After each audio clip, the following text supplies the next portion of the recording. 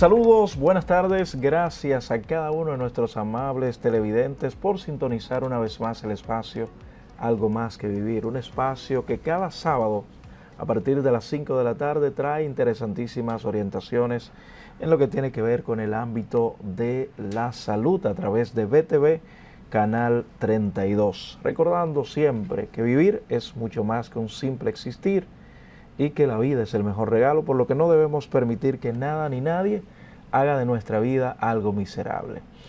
Hoy, como cada sábado, tenemos interesantísimas invitadas en esta ocasión. Siempre tenemos invitados con temas sumamente interesantes. Pero antes de presentar a nuestra primera invitada, compartir con ustedes una información que salió durante la semana. Señores, 14.100 y pico de accidentes en 2 meses. Si esto no es una epidemia, no sé qué lo sería para la República Dominicana. En 2 meses, 14.000 accidentes. Cuando usted divide esto en unos 58 días, porque febrero fue de 28 o 59 días, estaríamos hablando de 244 o 245 accidentes diarios en un paisito como el nuestro. Si esto no nos sorprende, si esto no nos alarma, no sé qué lo hará. La cantidad de personas lesionadas por accidentes de tránsito, fallecidas por accidentes de tránsito en el país es alarmante. A propósito de que ya estamos en la Cuaresma, por ahí viene la famosa Semana Santa, que es una de las épocas donde se incrementa el índice de accidentes de tránsito y de mortalidad precisamente producido por los accidentes de tránsito. Siempre presentan las principales causas, se hablan de las consecuencias, pero nadie trata de presentar una posible solución para la reducción de los accidentes de tránsito en la República Dominicana. Ocupamos los primeros lugares en Latinoamérica y en el mundo en temas de accidentes de tránsito. Hay un elemento que se adhiere a eso durante años ya, tiene varios años, es textear mientras se va conduciendo. Conducir en estado de embriaguez también, que es otra causa por la que vemos estas siniestralidades en el tránsito en la República Dominicana. Y esto afecta más a las personas jóvenes. A los jóvenes son los que se están muriendo, los que se están lesionando con este tema de los accidentes de tránsito. Pero no solo eso, las motocicletas son las que más aparecen involucradas en los accidentes de tránsito. Se habla de 64, algunos estudios hablan de que un 70% de los accidentes se encuentra un motorista involucrado. Hay como 12 o 11 instituciones que tienen que ver con el tránsito, todos cubiertos bajo la sombrilla del Intran, pero aparentemente no se está haciendo nada para la reducción de los accidentes de tránsito en la República Dominicana. Es lamentable ver personas o jóvenes llenos de vida irse, eso sí que se van a destiempo, como decimos popularmente. Bueno, para no cansarle, paso ya con mi invitada, la primera invitada del día, tenemos 2, y vamos a conversar un momentito con la doctora que es médico cirujana bariátrica y metabólica, Niurkis de la Rosa Villa. Saludos, buenas tardes, doctora. Buenas tardes. Doctora, ¿cómo se siente usted? Yo me siento bien, gracias. Excelente. Feliz de estar aquí. Muy bien. Doctora, vamos a hablar un poquito acerca precisamente de una de sus especialidades, el tema de las bariátricas. ¿Qué son los procedimientos bariátricos? ¿Cómo se puede definir? Bueno, los procedimientos bariátricos son todos aquellos que están destinados para la pérdida de peso en pacientes que tienen sobrepeso y obesidad, que puede ir en algo tan sencillo como un tratamiento con medicamentos bajo un plan nutricional, o puede ser también hasta llegar a la cirugía bariátrica. O sea, pero perdona, me habla del plan nutricional y eso está dentro del marco de lo que se conoce como bariátrica. Todo bariátrico es pérdida de peso para Ok. manejo de sobrepeso y obesidad, porque hay pacientes que tienen obesidad pero no pueden someterse a la cirugía ¿Por qué, doctora? porque tienen una condición cardíaca, ya sea pulmonar, no pueden tolerar la anestesia, entonces simplemente, o tienen también mucho peso. Entonces, antes de llevar a ese paciente a cirugía, por ejemplo, debemos llevarlo a un peso que pueda tolerar la anestesia. Y en ese caso, utilizamos ya sea o un balón gástrico o también tratamiento con medicamentos, que es lo que se conoce como procedimiento puente. Pero hay personas que entienden que el balón gástrico ya era suficiente, o sea, no para llevarse o encaminarse a una cirugía. Todavía se tiene esa idea de que el balón gástrico, me puse el balón, eso estuvo muy de moda en una ocasión. Sí, claro. Fulano se puso el balón. Se puso el balón, sí. Pero luego del balón, ¿qué? Luego, bueno, es un mito eso del balón. El balón se utiliza en dos tipos de pacientes. Vamos a ver.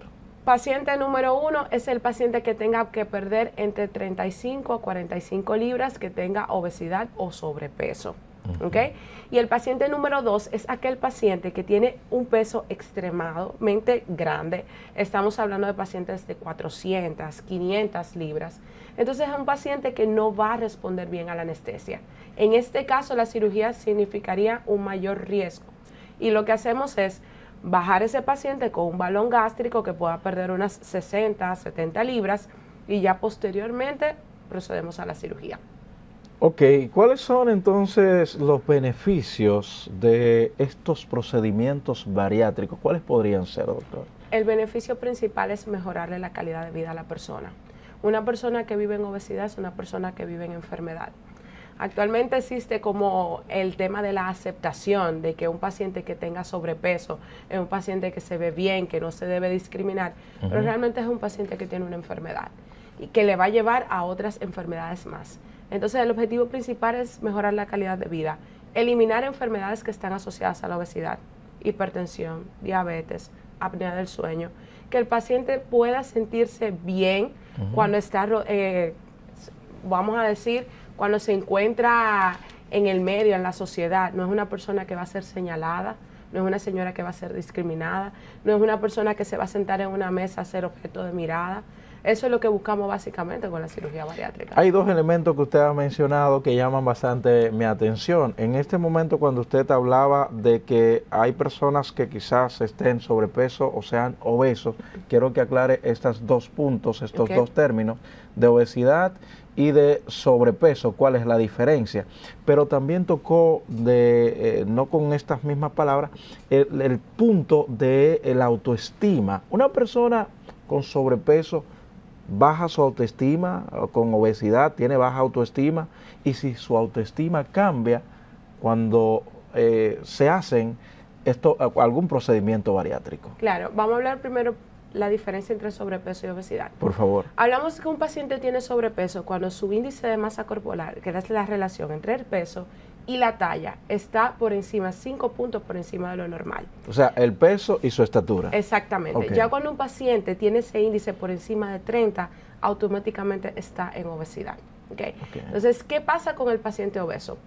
Se vuelve un círculo vicioso. Es un paciente que no se siente bien por lo que ve. Es un paciente que no se siente cómodo porque no puede conseguir ropa que le sirva. Es un paciente que no se siente bien en su entorno porque es objeto de mirada. Y con el tiempo, su autoestima se lastima tanto que comienza a presentar depresión. Entonces, ¿qué hace esa depresión? Simplemente no salgo de mi casa porque no quiero vivir eso y entonces recurro a la comida. La comida va a ser lo que me va a producir bienestar. Y sigue comiendo, sigue aumentando de peso, aumenta la depresión y el paciente no puede salir de ahí. ¿Qué pasa cuando el paciente se opera? Lo que mayormente vemos con esos pacientes en la consulta, que es lo que más nos dicen: doctora, yo me estoy poniendo la ropa que nunca pensé que me iba a poner, o yo me estoy viendo como yo nunca pensé que me iba a ver. Entonces, automáticamente su autoestima comienza a mejorar porque dice, yo me siento bien. Y hay pacientes que van a la consulta que dicen, doctora, yo me quiero operar porque yo soy feo. O sea, uno le explica al paciente que tengas una enfermedad no impacta en cómo tú te veas. Entonces, el paciente tiene, por eso trabajamos de la mano con psicólogos, porque eso es algo muy importante, porque si no trabajamos esa parte del paciente, muchas veces los pacientes, con el deseo de quererse ver como nunca se han visto, quieren acelerar el proceso y entonces no hacen las cosas de manera adecuada y eso es un peligro para el Precisamente le iba a preguntar qué es lo que sucede cuando algunos de esos pacientes recuperan de nuevo su peso. Y se habla también de la adicción a la alimentación, doctora. Claro, sí. Hay personas que pueden tener, que canalizan. En psicología se habla mucho de canalizar ciertas emociones con la comida. Claro, existen 2 trastornos básicos en este tipo de pacientes. Está el trastorno por atracón, que es aquel paciente que necesita urgentemente comer. Ajá. O sea, en cualquier momento necesito comida en mi vida. Y está también el síndrome del comedor nocturno, que es ese paciente que se levanta a la nevera a comer, que necesita levantarse varias veces a comer. Y a veces la pareja cree que es un ladrón que anda por ahí. y el paciente que está comiendo. Entonces, eso se trabaja antes de que el paciente se opere. Ahora bien, hay un punto muy clave en la cirugía bariátrica. Vamos a ver. La cirugía bariátrica es una herramienta, no una varita mágica. Y eso a veces las personas lo olvidan. No existe actualmente ningún método para pérdida de peso que no lleve dieta y ejercicio, incluyendo la cirugía. Y eso el paciente cree que porque ya se operó, ya va a bajar de peso automáticamente.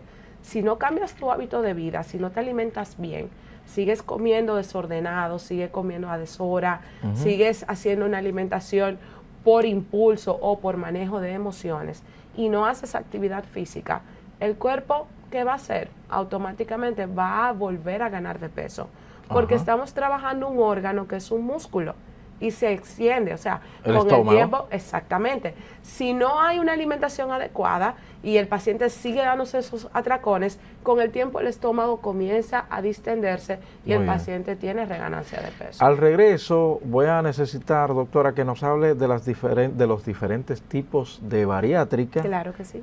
¿Quiénes son candidatos para una bariátrica y quiénes acuden más a la cirugía bariátrica, si los hombres o las mujeres? Bien. Aunque tenemos a alguien por ahí que nos va a decir más adelante, no, las mujeres por, ¿verdad?, la estética. Vámonos a la pausa, al regreso continuamos en el espacio Algo Más que Vivir.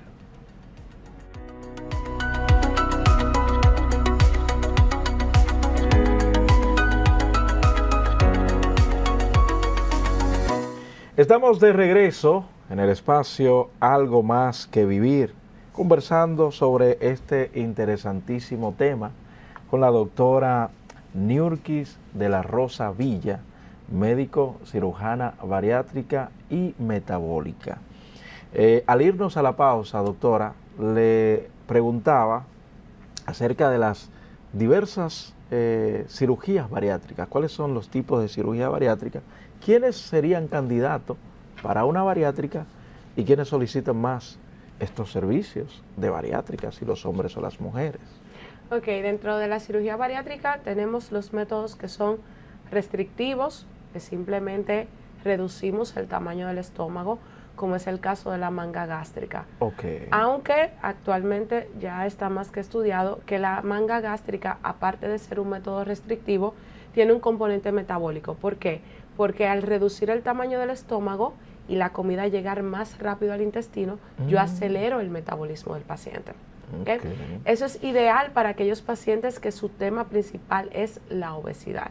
Aquellos pacientes que necesitan perder peso, vamos a hablar pacientes que tengan que perder 80, 100 libras, incluso también va a ser candidato para aquellos pacientes que no califican para balón, pero que tengan que perder entre 45 a 50 libras. Okay. Y tenemos dentro de la bariátrica las cirugías que son metabólicas, que están destinadas para pacientes que tienen obesidad, pero que también tienen enfermedades metabólicas que alteran su calidad de vida, en este caso la diabetes. Tenemos ahí un sinnúmero de procedimientos, los 2 más frecuentemente realizados son el bypass gástrico y la cirugía de SADIS. ¿Okay? ¿Quién es candidato para cirugía bariátrica? todos los pacientes que tengan obesidad, su índice de masa corporal, como dije, hacemos un cálculo entre el peso y la talla del paciente. Okay. Ese índice de masa corporal nos deja saber cómo está la salud de ese paciente. Si ese paciente lo tiene por encima de 30, automáticamente ya es candidato para cirugía. Claro está, tiene que ser un paciente que haya hecho dieta y que no haya podido perder peso. Porque si usted no ha hecho dieta y tiene obesidad, yo no puedo someterlo a la cirugía. Porque ¿cómo usted va a llevar después de la cirugía? ¿Cómo me va a hacer la dieta si nunca ha hecho ninguna vez?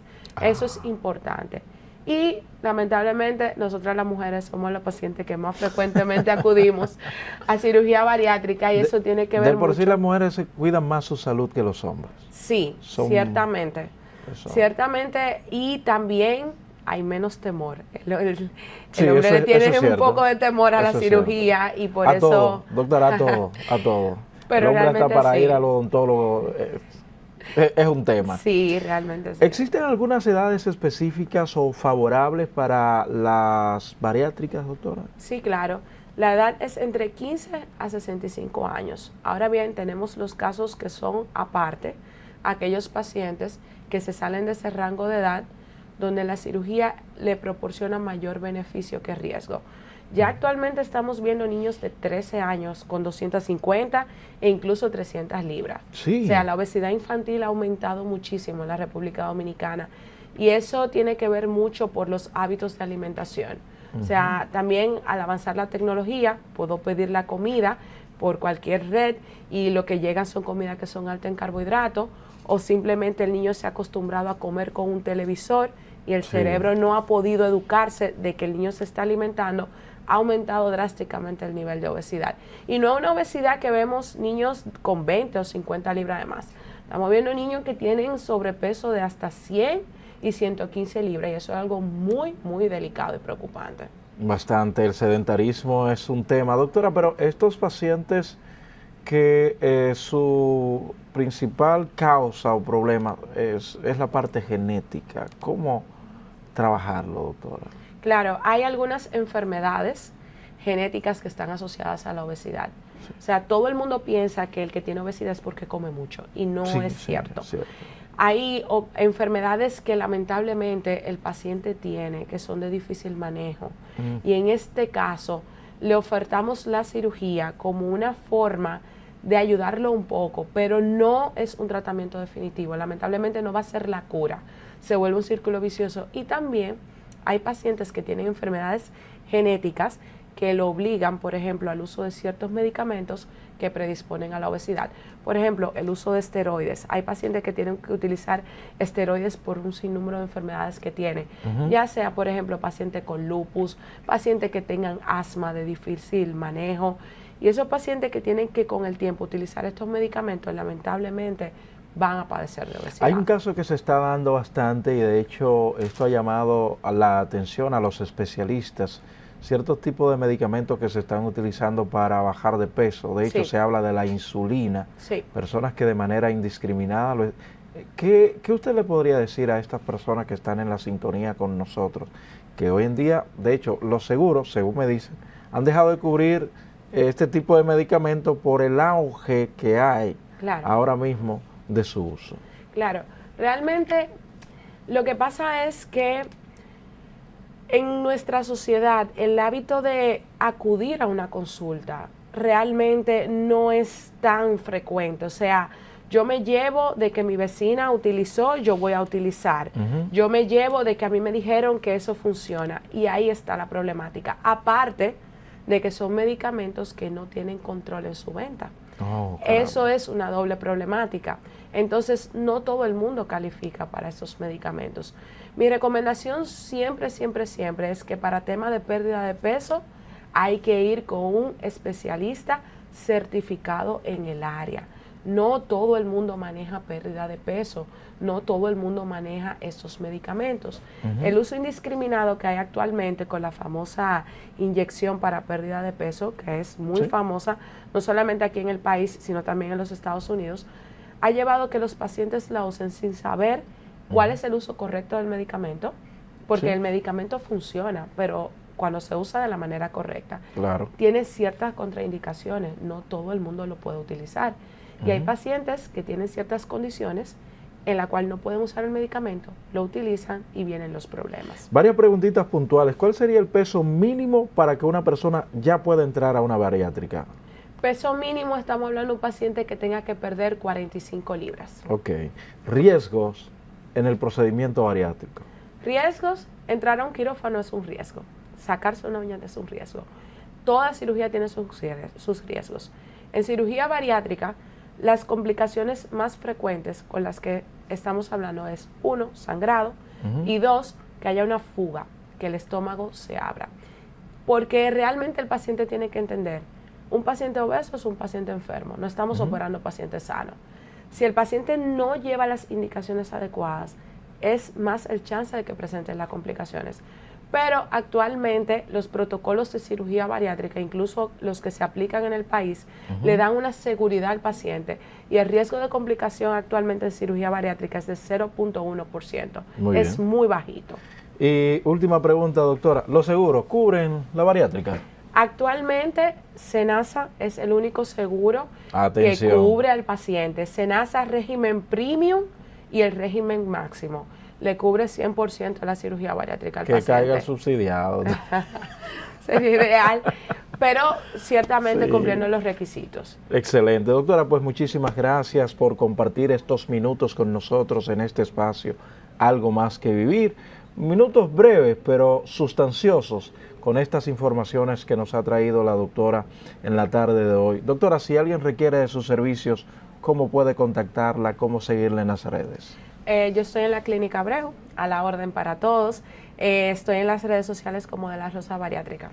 De La Rosa Bariátrica. Síganla, señores. Gracias, doctora, por estar aquí con nosotros. Hacemos una nueva pausa. Al regreso tenemos a otra cirujana especialista en oncoplastía. Pausamos.